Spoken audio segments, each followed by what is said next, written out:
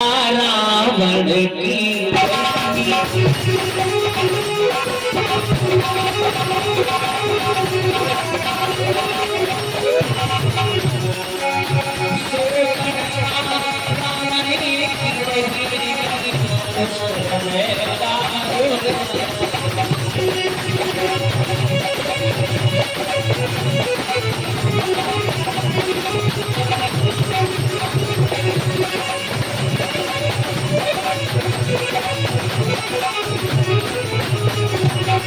शूर्पणखा रावण की बहिनी दुष्ट हृदय दारुण जस अहिनी।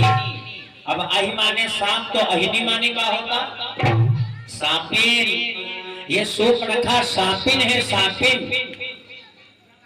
अब राम जी कह रहे हैं कि ये शूर्पणखा, शायद तुम अपने को ज्यादा सुंदर समझ रही हो, लेकिन तुमसे ज्यादा सुंदर है मेरा भाई लक्ष्मण, इसलिए तुम उसके पास में जाओ।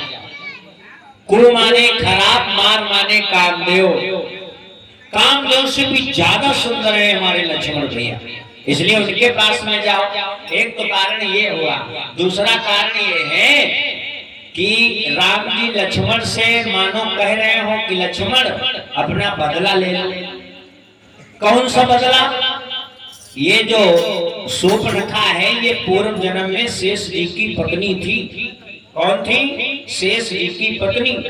एक बार शेष जी तपस्या करने के लिए गए तो ये मधुबन में गई, और मधुबन में जाकर के देखा कि बहुत से अजगर भोग विलास कर रहे हैं।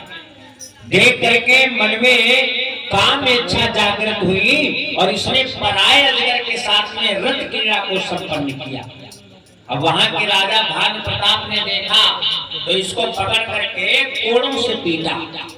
शेष जी की पत्नी होकर के इतना गंदा काम, तो इसको मारा। और जब इसको मारा तो इसकी पीठ पर निशान देखे शेष जी ने। तो शूर्पणखा से पूछा, यानी अपनी पत्नी से शेष जी ने, कि तुमको मारा किसने? तो इसने कहा, देखो हमें राजा भानु प्रताप ने मारा। अरे क्यों मारा?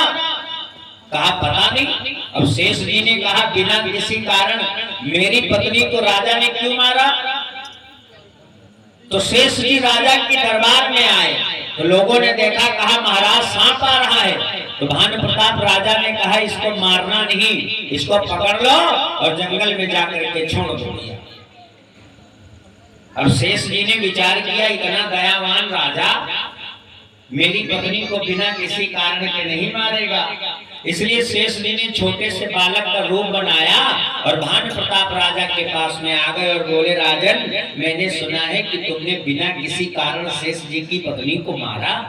उन्होंने कहा, नहीं नहीं बेटा, बिना किसी कारण के मैंने नहीं मारा, उसने काम ही इतना गंदा किया था, पराये अजगर के साथ में रथ क्रीड़ा संपन्न करी, इसलिए मैंने उसको मारा। कहा क्या? हाँ, इसलिए ये बात किसी को बताना नहीं। कहा ठीक। भानु प्रताप राजा की बातों को सुन करके शेष जी ने मन में संकल्प किया, आज जा रहा हूं और इसके नाक और कान काट लूंगा। लेकिन तब तक शूर्पणखा पहले ही मर गई थी।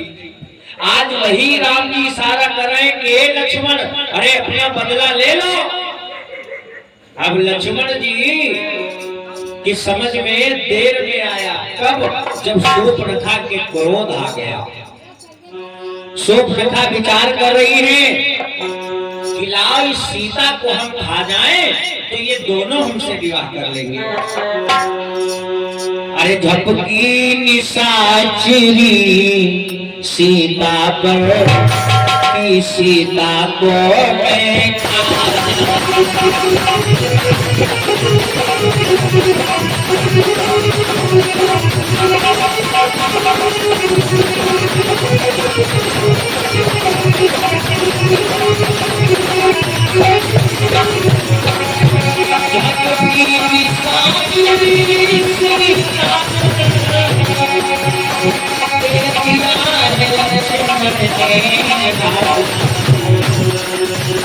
झाला के साथे भैया ने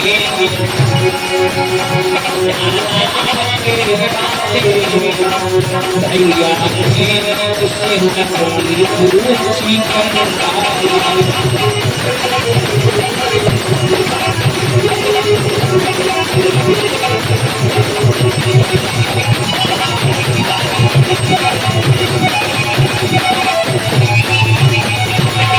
अरे लक्ष्मण भैया ने रोक लिया और कहा शूर्पणखा हम तुमसे विवाह करने के लिए तैयार हैं।